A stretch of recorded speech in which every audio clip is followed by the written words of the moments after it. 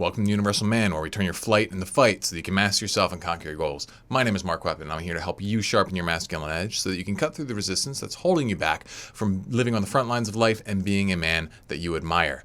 And today we are back with another episode of the Sexual Self-Mastery series. In this one, we're going to be looking at the slightly uncomfortable topic of relapse and what to do if it happens. Because the tough reality is that for many guys, relapse is a part of the porn recovery process. And so what we need to do is figure out how to turn that into a growth opportunity rather than just, another failure that just leads to another failure. So if you want to step out of an endless cycle of failure and relapse and that sort of thing, and you want to actually kick this habit for good, then make sure you watch all the way through this episode, because if you do the stuff that I recommend here, well, then there's no way that you won't recover. Most guys struggle to quit porn because they aren't building the right habits to replace porn. If you want to learn the simple habit replacement system I've used to help thousands of men quit porn and develop self-mastery, then click the link in the description below and download my free Reboot regimen guide. Okay, time to talk about relapse. This can be a tough one to talk about because it can be so painful. And I know how painful it can be because for years, that's where I was stuck. I would go, 5 days, and then I would relapse. Or I'd go a week, and then I'd relapse. Or I'd go 2 weeks, and I'd binge. And it can make you feel crazy. It can make you feel crazy thinking that, I'm trying so hard. I'm so absolutely committed each time I get back on the path, but then I keep ending up in this exact same spot. What the heck is happening? Well, I think the biggest reason that people get caught in this cycle of relapse is because they do not reflect on the relapse. They do not learn from it, and they do not make adjustments. And so, there's a great quote that's at least attributed to Einstein where he says, insanity is doing the same thing over and over again and expecting different results. So if you're just doing the same thing over and over again, you're going to keep getting the same result. So you need to make adjustments. And then the question is, well, what adjustments? Well, that's what this video is about. It's about learning how to play detective inside of yourself so that you can find some actionable opportunity for growth and use that then to move forward stronger and better than ever. So I'm reading a book right now. It's called Anti-Fragile, and it's by Nicholas Nassim Taleb. And it's a really fantastic book. And what he's talking about in it is he's saying how in nature, we got a name for things that are fragile, meaning things that'll break when put under pressure or duress or whatever. And then, we tend to think of the opposite of fragile as robust or strong. But that's not really a good definition because there's nothing perfectly robust and perfectly strong. Everything's breakable in nature, it seems like. And so that's not really the opposite of fragile. It's just, robust or strong is just less fragile, right? And so he comes up with this topic or this term called anti-fragile.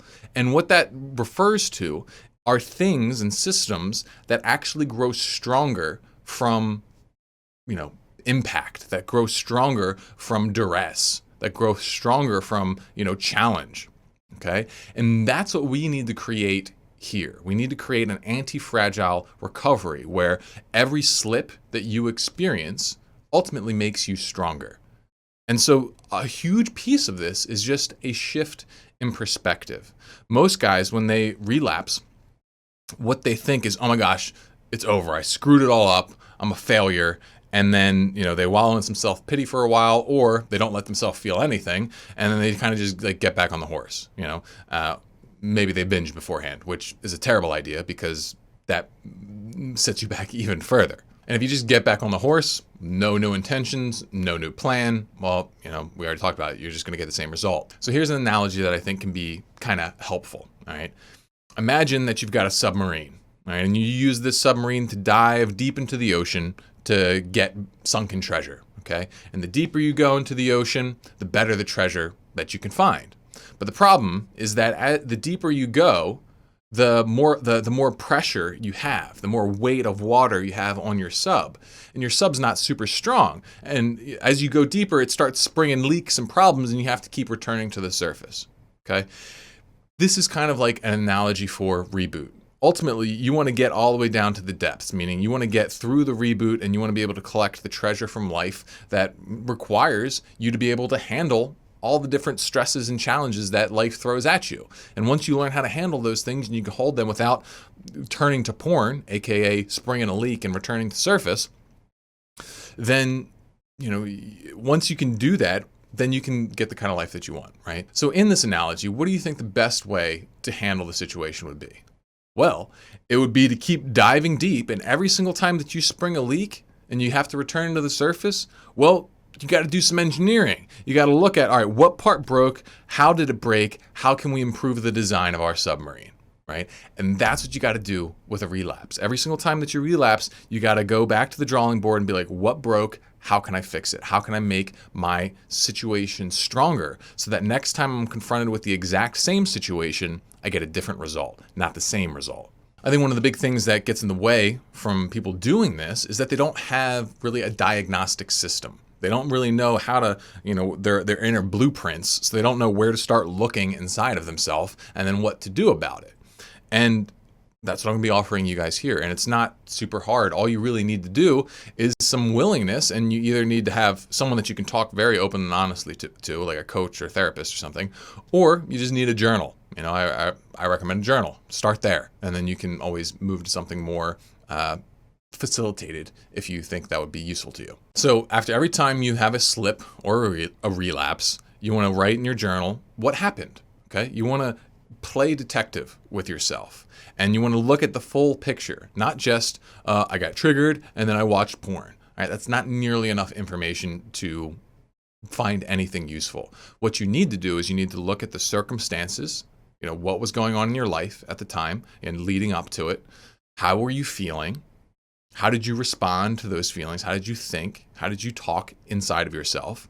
And then what did you do? What are those things that you did? And when you do this, then it's just a matter of figuring out, oh, I can tweak this piece here. Oh, I can do this differently next time. And as you do this repeatedly, cyclically, well, then what's going to happen is that when you're confronted with the same situation that you failed in last time, you're going to remember, oh, last time I went left, this time I'm going to go right. And it's going to allow you to have different outcomes. And literally this works. It can take a while, but it will absolutely work. So let's get a little bit more specific here about how to do this internal diagnostic stuff. So first layer would just be circumstances. And circumstances are just what's happening. Okay, so maybe you record, all right, so say you just relapsed, and what you want to do is you want to record the circumstances. And the circumstantial layer would be, all right, I was at work and my boss yelled at me, and then I came home, and on the subway ride home, I saw this hot girl, and it got me thinking, and then I started looking at my phone and looking at models, and by the time I got home, I just relapsed.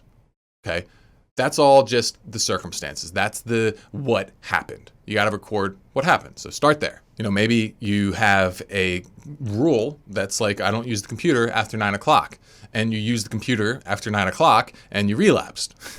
Well, that would be a circumstantial issue. It's like, all right, I didn't follow my plan. So, next time I'm going to make sure I follow my plan.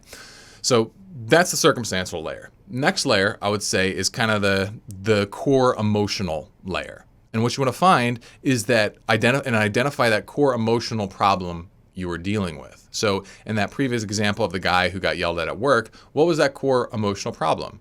It was probably some kind of feeling like he wasn't good enough, right? And this is a big one for guys. You feel like you're not good enough, that's going to make you want to reach for some porn, because porn creates that status illusion where you're being this hyper successful stud who's reproducing with all these hot chicks, right? But, it's obviously not real, but it creates the illusion that you're up here before you're feeling way down here, okay? So identify your core emotion. And this is going to be different depending upon your circumstances, but usually there's some kind of core problem that you're not addressing. Maybe it's you're tired.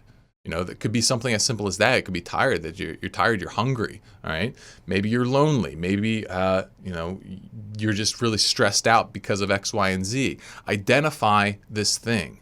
And as you do this repeatedly, you're going to learn how to develop an awareness around what are your main issues? What are your core emotional drivers for relapse? And once you identify the core problem, you got to come up with a solution that actually addresses that problem. So if you were going to be confronted with that exact same situation again, how would you respond to that feeling next time? So you would be like, all right, so if my boss yells at me again and that kind of thing, then here's what I'm going to do. Here's how I'm going to speak to myself maybe, or here's, maybe I'm going to have to go talk to him and be like, listen, man, you can't talk to me like that. Like, yeah, maybe I made this mistake here, but I'm still, you owe me a certain level of dignity. It's always going to be circumstantial, obviously, depending upon what it is, what the right response is. But this is what you want to figure out, is what would be a proper response to that core emotional driver. And then the final aspect of it all would be the self-talk, okay? The self-talk, the internal dialogue, because maybe you know what the best move for you is, how to address that core problem, how to handle those circumstances, but you don't do it. Well, why don't you do it? Well, because you got some reasoning going on in your head. You got some self-talk going on in your head. You got maybe a thought like, oh no, that's too scary. I can't go up to my boss and tell him that. Or, no, I can't, talk to that girl. Or maybe it's saying like, it'd be fine if you watched porn. Maybe it's a rationalization for porn use, okay? Because there's a lot of stuff that tends to go on underneath the surface. And unless you start looking for it, you're never going to find it. So this is something to check yourself on. If you're trying to learn from a relapse and you realized, I didn't even talk to myself once, well then come up with a little script that you're going to feed yourself next time you're triggered. And then you feed yourself that thing. And maybe it works entirely, and then fantastic, that's great. Keep feeding yourself that little script about why you shouldn't watch porn and why you're better off without it, until it doesn't work. And if it stops working, well then figure out why. What was the emotional response to that? Maybe you come up with a new rationalization, or you hit some deeper layer of like limiting belief or something like that. Like, you just got to continue to drill down until you find the pieces that are broken and fix them, and just constantly go through this process of iteration and evolution. And it can seem kind of scary and complicated, but it's really not. It's just write down what happened on the circumstantial layer, the emotional layer, and then on your internal self-talk, and identify what you could do better next time. Just, that's all there is to it. If you do this every single time that you slip, ideally do it when you slip too. Do it like, I stopped and I looked at these models or whatever. I didn't full on relapse. Because if you make an adjustment before you relapse, oftentimes you can avoid a relapse. You can even do it. You can even create a barrier here where you where you do this kind of stuff around your disciplines. You do this on the stuff that you're trying to actually implement in your life. It's like, I didn't follow through with my workout plan today, and you go through the same process of trying to figure out what happened and what you could do differently next time. And if you're working on that layer, then you're still going to be addressing most of the same internal crap, but you're going to be able to do it with a layer of safety without having to actually, sabotage your streak and your mental healing and that sort of thing. And if you're struggling with this process, it can be a little tricky at first. And this is why, get help. Join a community. Start doing an online journal, like I know like NoFap has them. My NoFap Academy course has that, where you can write in it and you can have people give you feedback. If you join the NoFap Academy program, we have weekly mentoring calls where you can ask for feedback.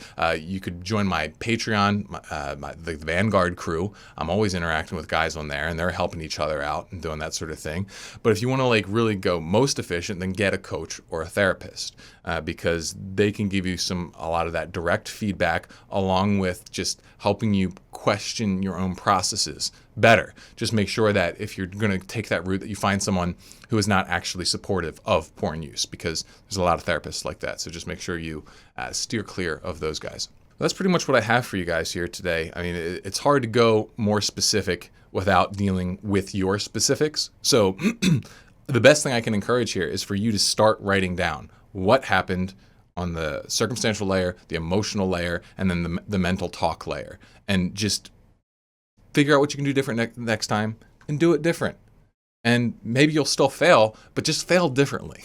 That's kind of the core thing here, is if you fail in the same way twice, that's a big problem. That means that nothing changed. You didn't do anything different.